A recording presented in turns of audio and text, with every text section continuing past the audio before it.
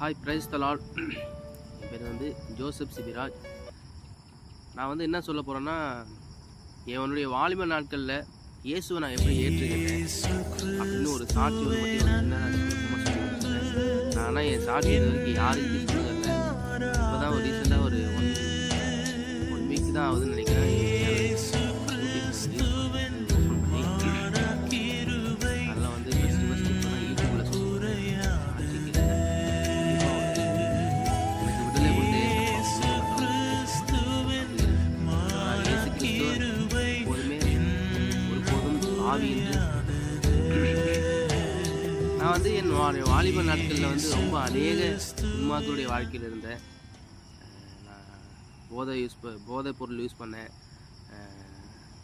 சில இச்சையான காரியங்கள், சில இச்சையான எவ்வளோ பண்ணணுமோ அவ்வளோவும் பண்ணேன் நான். ஏன்னா எனக்கு வந்து இப்போ வந்து நான் இருக்கிறதே தேவனுடைய கிருபை மாத்திரமே. ஏனென்றால் நான் வந்து ரொம்ப அநியாயம் பண்ணிட்டு இருந்தவன். நான் வந்து ரொம்ப வந்து என் சரீரத்தில் வந்து ரொம்ப பாவத்தை எடுத்து பாவத்தினால ரொம்ப சம்பாதித்து அதில் வந்து ரொம்ப அடிமைத்தனத்தில் ஆகி ரொம்ப அடிமையில் இருந்தேன். நான் வந்து அநேக போதைப் பொருட்களை அடிமைத்தனத்தில் இருந்தேன். நான் வந்து இயேசுவை வந்து சும்மா வந்து ஏற்றுக்கிச்சு. ஆனால் நான் வந்து எப்போதுமே வந்து இயேசுப்பா வந்து ஒரு பொருட்டாக எடுத்துக்கவே இல்லை. ஏன்னா என்னை ஜெபம் பண்ண கூப்பிடுவாங்க. நான் வந்து அந்த ஜெபத்தை வந்து கேட்காம அக்கா கூப்பிடுவாங்க, எல்லாம் கூப்பிடுவாங்க, அம்மா கூப்பிடுவாங்க. இருந்தாலும் நான் அந்த ஜெபத்தெல்லாம் எனக்கு இன்ட்ரெஸ்டே வராது. சொல்லப்போனால் என்னடா அப்படி கூப்பிட்றாங்களே, நம்ம போய் கேட்கணுமே, ஒரு டைமாச்சும் உட்காந்து பார்ப்போமே அப்படின்னு ஒரு நாளும் நினைச்சிருந்தேன். ஏன்னா இயேசு வந்து சுத்தமாக ஏற்றுக்கவே இல்லை. அதான் வந்து இந்த துன்மாக்களுடைய வாழ்க்கையிலே அநேக இச்சையில் வாழ்ந்து கொண்டு என்ன எனக்கு ஒரு அடி கொடுத்தாரு. ஆனால் ஏசப்பா கண்டிப்பாக வந்து எனக்கு வந்து மிகப்பெரிய அடி கொடுத்துருது ஏசப்பா. ஏன்னா நான் வந்து அவருடைய எப்படின்னு தெரில, எனக்கு எப்படின்னு சொல்ல தெரில. நான் வந்து ரொம்ப வந்து பலவீனத்தில் இருந்தேன். நான் என்னுடைய வேதனையை சொல்லணுன்னா எங்கள் ஃப்ரெண்ட்ஸுக்கு, என் அப்பா அம்மாவுக்கு, யாருக்கிட்ட சொன்னாலும் என்னுடைய அந்த நன்மை புரிஞ்சுக்கிற நன்மையே இல்லை. ஏன்றால் ஹாஸ்பிட்டலில் போய் செக் பண்ணி பார்த்ததுக்கு எனக்கு திடீர்னு என்ன ஆச்சு, ஒரு நாள் உடம்புலாம் மறுத்து போய் ரொம்ப பலவீனமாகி ரொம்ப வந்து கழுத்தெல்லாம் வந்து ரொம்ப திருப்ப முடியாமல் ஆகி போய் என்னென்ன பிரச்சனையே தெரியல. ஹாஸ்பிட்டலில் எவ்வளோ ஹாஸ்பிட்டலில் போய் கேட்டதுக்கும் ஆனால் டெஸ்ட் எடுத்து பார்த்துட்டாங்க, எல்லாம் நார்மல் வருது. என்ன பண்ணுறதுன்னு தெரியல.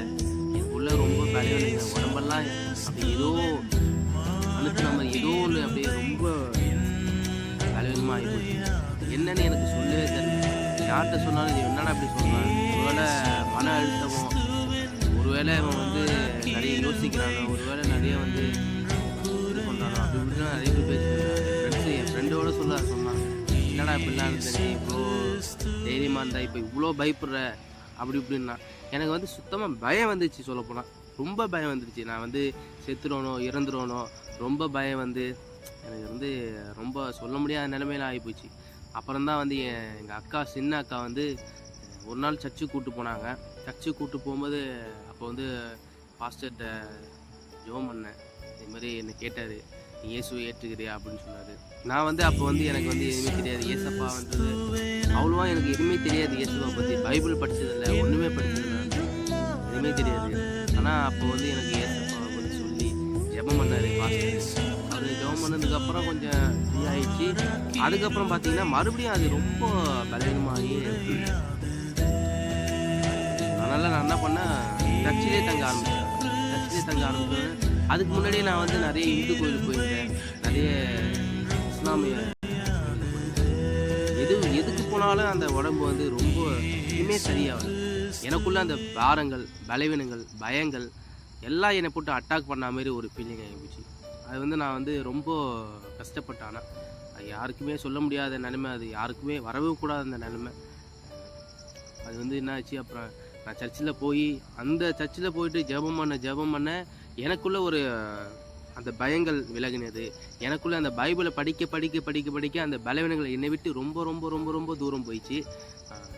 கண்டிப்பாக அது வந்து ஒரு அற்புதம் தான். ஏசப்பா செஞ்ச ஒரு அற்புதம் தான். ஏனென்றால் நான் அவ்வளோ அடிமைத்தனத்தில் இருந்தேங்க.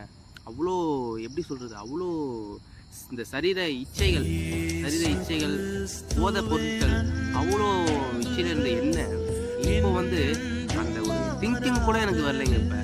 இப்போ இந்த பைபிளை படிக்க படிக்க அந்த யோசனை கூட இப்போ எனக்கு வரல. ஏனென்றால் கர்த்தராகிய இயேசு கிறிஸ்து வசனம் ஒன்று இருக்குது, குமாரன் உங்களை விடுதலை ஆக்கினால் மெய்யாகவே விடுதலை ஆவீர்கள் என்றும் வசனம் இருக்குது. இயேசு கிறிஸ்து நம்மை விடுதலை ஆக்கும்போது நம்ம ஒரு நாள் நிச்சயமாக மெய்யாக விடுதலை ஆகும்.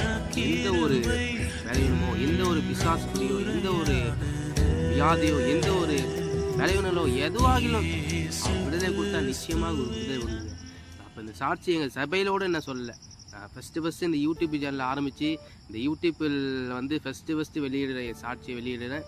கர்த்தராகிய இயேசு கிறிஸ்து என் உங்களை ஆஸ்வதிப்பாராக. என் சாட்சியை கேட்கிற ஒவ்வொரு பிள்ளைகளும் என்ன சொல்கிறதுன்னு தெரில, நிச்சயமாக ஒரு முடிவு உண்டுங்க. ஒரு நாளும் நம்பிக்கை வீண் போகாது. ஒரு வேதம் சொல்லுகிறது, வாலிபன் தன் வழியை எதனால் சுத்தம் பண்ணுவான், கர்த்தருடைய வசனத்தின்படி தன்னை காத்து கொள்ளுகிறது தான்.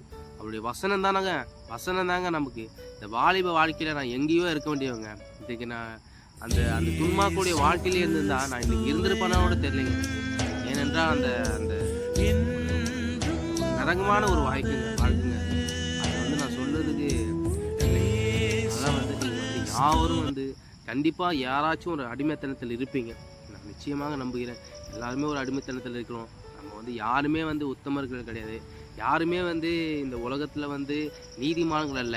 எல்லாருமே ஒரு பாவி தான். எல்லாருமே பாவம் செய்த நம்ம தான். ஆனால் நம்ம வந்து கர்த்தருக்குள் நம்ம வந்து எப்போதுமே நிலைத்திருங்க. நிச்சயமாக முடிவு உண்டு. இயேசு கிறிஸ்து உங்களை விடுதலை கொடுப்பார். நம்புங்க. குமாரன் விடுதலையாக்கினா நம்ம மெய்யாக விடுதலை ஆகும். அது வந்து எனக்கு நிச்சயமாக தெரியும். என்றால் வசனம் ஒருபோதும் வசனம் வந்து வானமும் பூமியும் அழிந்தாலும் கர்த்தருடைய வசனமோ ஒரு நாளும் அழிவதே இல்லை என்று தெளிவாக சொல்கிறது.